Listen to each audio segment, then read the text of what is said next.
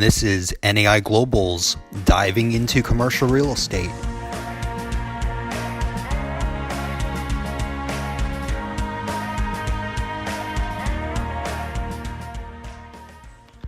Diving into Commercial Real Estate is brought to you by the Society of Industrial and Office Realtors. Join over 250 NAI brokers, including NAI President and CEO Jay Olshansky, who have earned the prestigious SIOR designation. Considered the standard of excellence in the real estate industry, SIORs are leaders in industrial and office brokerage. Find out more about SIOR and becoming part of this elite network at www.sior.com/NAI. Again, that's www.sior.com/NAI. Welcome to NAI Global's podcast series, Diving into Commercial Real Estate. Today's topic is being a part of a global brand and how to leverage PR practices, specifically in today's environment. And we have one of our favorite guests with us today, somebody who has worked with NAI Global for a long time now, Gary Marsh. Gary is the founder of Marsh Marketing, and he's considered to be one of the foremost PR experts in commercial real estate in the United States today. So, Gary, welcome. Thank you, Cliff. Nice to be with you. That's great. And maybe, I kind of summed up your bio there, but maybe just tell us a little bit about yourself and what you do. Well, a bit like our CEO, Jay Olshansky. I've been in the business a long time. This is my 34th year. And really, this is public relations is my fourth capacity, technically. I started out in '86 selling capital industrial equipment in Silicon Valley to real estate developers and facility managers, and that equipment was principally high purity water systems for like semiconductor manufacturing and pharmaceuticals. So I networked with commercial real estate brokers and agents and developers, obviously. And I was a straight commission sales job. So one of the reasons I understand the brokerage industry so well is I certainly understand straight commission from experience. But the recession of the 90s, and Jay said it on a call we were on this week earlier, stay alive to 95, was really true. And I did, but not in that form of industry. I have a degree in journalism, so I was freelance writing for the Silicon Valley Business Journal, just to keep my hand in writing. And one day the editor called and said, our real estate reporter quit. Marsh, do you want the job? And I said, absolutely. So I became a reporter, even though, again, that was never my life plan, but that was my education. And was 3 years as a day-to-day reporter covering the commercial real estate industry and everything about it: land sales, finance, property management, you name it. And then I got recruited by Cushman & Wakefield to be part of their corporate communications team. I was officed in San Francisco and had direct responsibility for the, at the time, 22 offices, not counting Texas, west of Mississippi. And I worked with a corporate office quite a bit in New York. And then, in '98, I decided to start my own consulting firm. And first target market was commercial real estate, of course. And it's been my career ever since. I literally do not work in other industries. So there's my 34 years of commercial real estate experience. And it's been fun.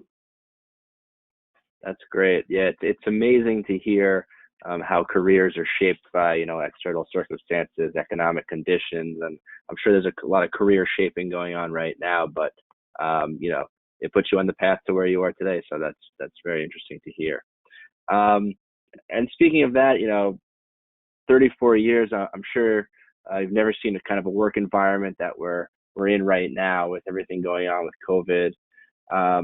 So we have less travel, we have less face-to-face meetings. NAI we've canceled all of our in-person events, our regional events, our, convention that everybody looks forward to every year. So in the current environment, it's a challenge to stay out in the public eye and in front of clients. So what are you seeing your clients doing, or what are you encouraging them to do to stay out on the forefront and kind of on the top of everybody's mind, given that, a lot of people are relegated to either home or some limited situation? Well, the one word is communicate. this shouldn't be surprising coming from a communications professional, right? But you don't want people to think you've disappeared. We're all hunkered down, sheltered in place, but that means we can't disappear. In fact, quite the opposite. We need to be more present than ever. So I think everybody's doing it. It's sort of a innate reaction to the weird circumstances we're living in. But you share more, we share more, we share articles. I encourage people to pick up the phone. I mean, I've had some of the longest and deepest conversations with people that are professional friends that I've known for many years that we didn't get disconnected, but when we do connect, it's very brief because we're so busy, with our families, our jobs, our careers, you name it, right? So, talk to people in a deeper, more meaningful way and slow down a little bit. But from a public perspective and a public relations perspective, I've always been a content, the word content development these days is more buzz than it was in the past when I was younger, but I've always been a content guy as a writer, and a thinker now, and increasingly as an analyst. So, when you communicate, how you communicate, it's all part of storytelling. And, story is very much part of a brand and brand building, as most people know. A brand is creating an expectation and consistency of delivery and execution of a service, if it's a service, or the performance, if the brand is a thing. And so it is with storytelling. You have to convey your brand and the value of it through different communications channels, whether they're producing video or podcasts or the written word or reports or that kind of thing. That's great. Yeah, and I know at NAI Global, I could speak for us that while a lot of people are sort of slashing expenses, and we are too in certain areas, but one of the areas we've actually decided to raise our spend in these times is in the marketing department, just because we feel it is so important to be out there and to for people to see that here we are, even though maybe we can't see it present, or maybe some of the deals or the deal velocity has slowed, and so those news articles aren't out there. But certainly connecting with people and being out in the market is very important. Well, it's obviously, Cliff, that's smart of you guys to do that. But because what happens often, and you can spend smartly and prudently. You don't need to overspend to stay present and be in the public eye, whether it's through traditional marketing, digital, or public relations. But what happens more often than not in any sort of downturn or recession or down cycle, first thing cut is our marketing expenses, and then pretty much everyone disappears to some degree except for the smart ones. And then when the recovery starts, people scramble to get back in the game, so to speak, so that they can get the market share that's emerging. And they're usually second or third in line because the people that didn't quit promoting their firm, service, or brand are at the forefront. So that's smart. Yeah, and we're actually seeing it pay dividends, not only in on the client-facing side, but in terms of recruiting, we're getting a lot of talent coming through the pipeline that we haven't seen in a while, or haven't seen as much of. So that's really great to see. And speaking of recruiting, what do you see some firms doing? Recruiting, given that NAI is a collection of independent firms, recruiting is always a hot topic amongst our member firms. And probably the most talked about thing when we have these collaborative sessions. I'm just curious, from a PR perspective, what are you seeing on the recruiting front? What are some strategies, an independent firm can use to recruit top talent, given that there's going to be some shakeup in the industry over the next, 6 to 12 months? Well, as you and Jay and others have said and shared, with the top 5 public companies that are essentially your competitors, we don't need to name them, but we all know who they are. They have shareholders to be accountable for, and dividends to pay, and the stock price that goes up and down. And I haven't looked at them lately, but I suspect they're as much down than anything. And so they've got expenses to cut, especially with the structures of those companies and the broad level of services that they provide. That they're expensive businesses to run. So we've heard, seen, and I believe in many markets, certainly the larger ones, some of the support staff is even in jeopardy of being retained. And as you know all too well, what the worst thing a top producer wants to hear is your support has been minimized or cut. I mean, because that means she or he needs to be taken out of production to do more of her promotional stuff or whatever. That's usually a losing formula to retain that top producer. So the opportunity is there. And so from a PR and communications perspective, I've worked with one of the NAI offices to bolster their recruiting efforts by writing some marketing pieces. And basically, I wrote the recruiting letter / e-blast that went out to a select group of brokers that they are seeking in their respective market, because there's opportunity. And the messaging there, the one that I recall most, it's been a few months because we did it right away. We did it in early April, was we're debt free. So that's a real strong message, and I would suspect that's the case with most NAI offices, especially since they're privately owned or just a group of people, maybe even broker owned. So how you communicate what you say and get out there, because there's going to be movement in the brokerage ranks. For sure. And when there's movement, it's not only recruiting, but also retaining talent, becomes very important. And I'm curious, what you see, from a firm owner or manager perspective, some ways that managers can utilize PR to retain and promote their top talent, their top producers. Well, we're seeing, again, going back to content and, from a communications perspective, and you asked the question, Cliff, in the new work environment with less travel, how do firms stay out in front of the public eye? Well, there's always a myriad of ways to do that, whether it's video, et cetera, the written word reports.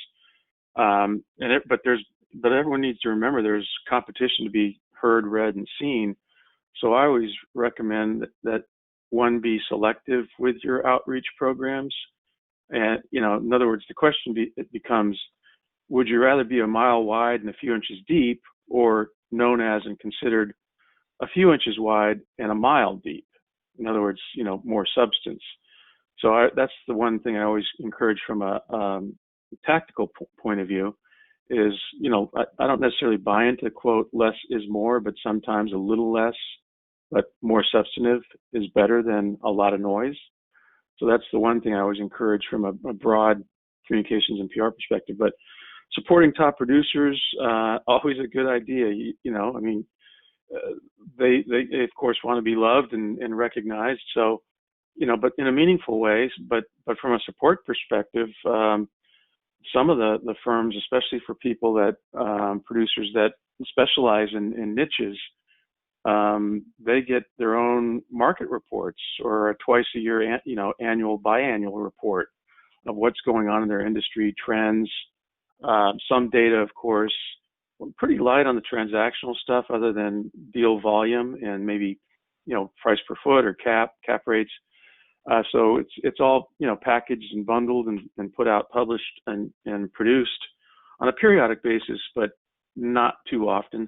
And even with websites, talking to one office right now that has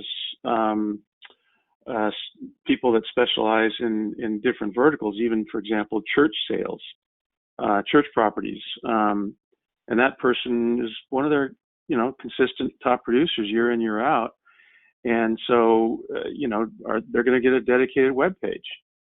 So there's different ways to do it, but, that's kind of how you help retain some of that talent is help them keep their businesses sustained and thriving.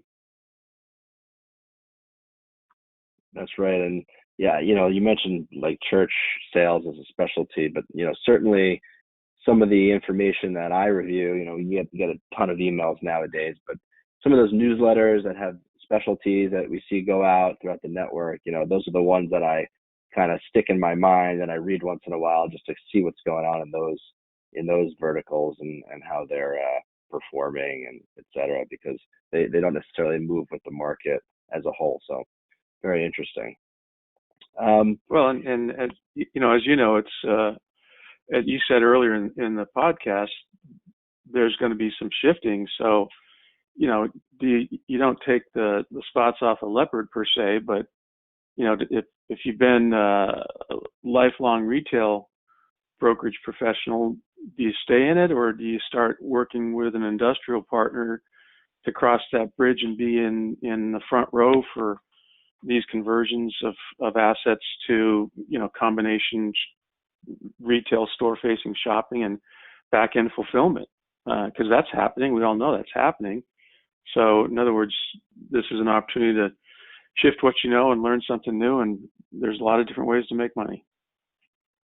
Exactly. And leveraging the relationships that you might have with some of those retail owners and teaming up with your industrial group to present different ways that they can generate income, because at the end of the day, it might be an industrial property, but the goal is to generate income on the property and make some money. So that's really a great point. Yeah.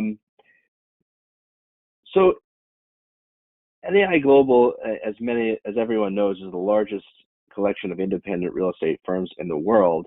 And given that they are independent under one brand, just tell us a little bit about how you help to show the connections and the importance between the offices and the deal making that goes on, and just being a part of something larger than your local market.